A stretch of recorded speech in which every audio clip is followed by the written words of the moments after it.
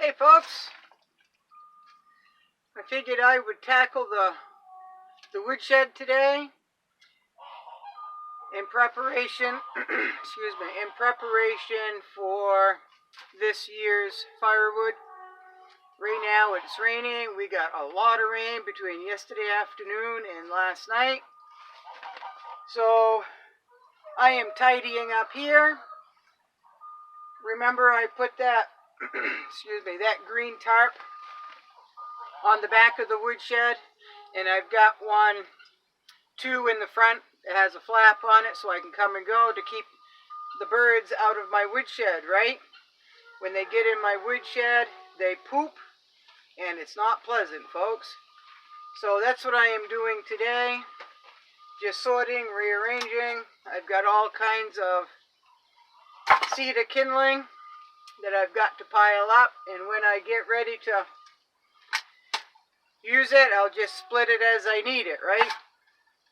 So as you can see, I've got it stacked up on the top back wall between the roof studs, and that's all I can fit there. I think I might be able to fit one right in there, but other than that, there's no room there, so I'm just going to find a place afterwards to make sure it's dry and accessible for when I do need it, right? So that's what I am doing. This right here is, well, you can't see it very good, but all the way over in there, there's more over there than there is here. As you can see, I like picking out of the middle. And last year's wood is going to be moved to the back. And what I will do this burning season is I will work from the back of the wood pile by going around and getting through with that tarp, right? Now I like to haul 3 or 4 days wood at a time and bring it inside, so I can mess with that tarp until this wood is used up. And then what I will do is I will gain access later in the season from the front of the woodshed. So what I could do is move all this to the front, but I'm not going to do that. It's just easier and more time effective just to move everything back. Seems it's already piled there. So that's what I'll be doing, and I'll bring you back in a little bit. But first, I've got to play monkey over the wood pile, right? Without getting hurt, folks. So I'll bring you back. Welcome back. So as you can see, I've got one full tier in the back and about a half a tier by the time you, well, where am I? By the time you take both corners, and again I went down into a V because I like to stack from the ends to the center. So this here is all the wood that was left over from last year in this woodshed, and the other woodshed is, I think, has 2.5 tiers in it. So, and the same thing will be done with that one. That's already stacked from earlier this summer, so I just have to move the tarp aside and grab from the back, right? That's all good. But that didn't take me very long. The kindling, I've got a pile of kindling, and I just stuck in a couple armloads up top just to fill the gaps. And the reason I didn't do it in the center there is because that's where the back door is. And when I start taking from the back door, that kindling will fall on top of me.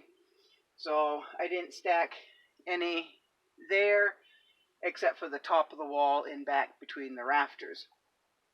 So I got a little warm. It's still raining out. It's very humid. It's probably in the low 50s, mid 50s. But this is a good deed done, and I've just got to figure out where I'm going to stack the rest of the kindling.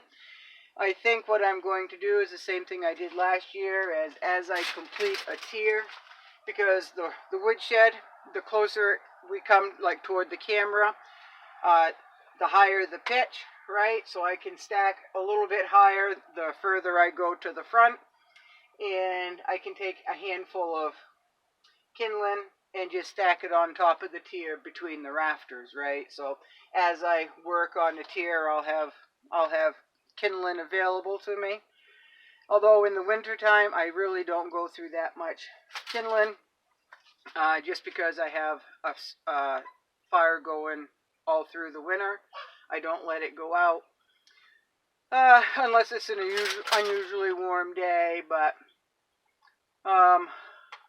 in the spring and fall is when I use most of my kindling. One day it's cold and and damp, you just want a little heat, dry things out, a little warmth, and let the fire go out. And then, it could be a week or a month later, you have another day like that, and you just have to start another fire.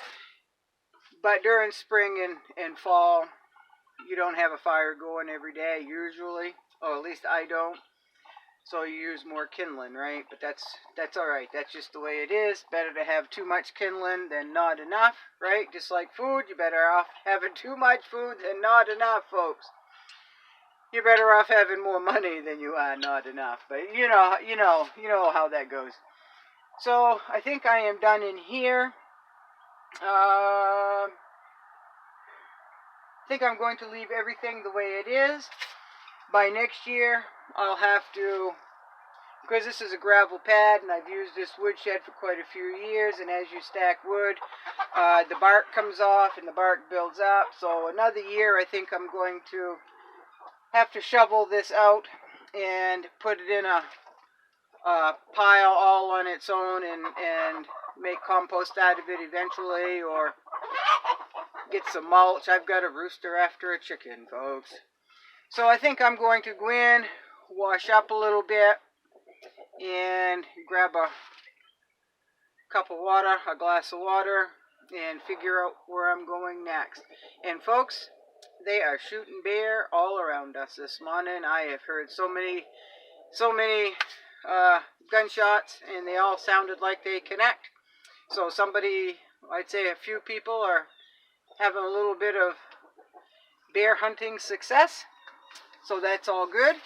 We've got a lot of bear all around here, and there's a lot of people baiting bear until the end. You can shoot over bait until the end of this month, and then you have to remove your bait, right? So, and then it's, I don't know. I don't know the law. I don't bear hunt, folks. But my stepdad does, so yeah. He would know the laws. I don't. I just know there's too many bear here, and I'm kind of liking there goes another gunshot. I'm kind of liking the bear population being reduced because we have more than enough. So thank you, and come back again.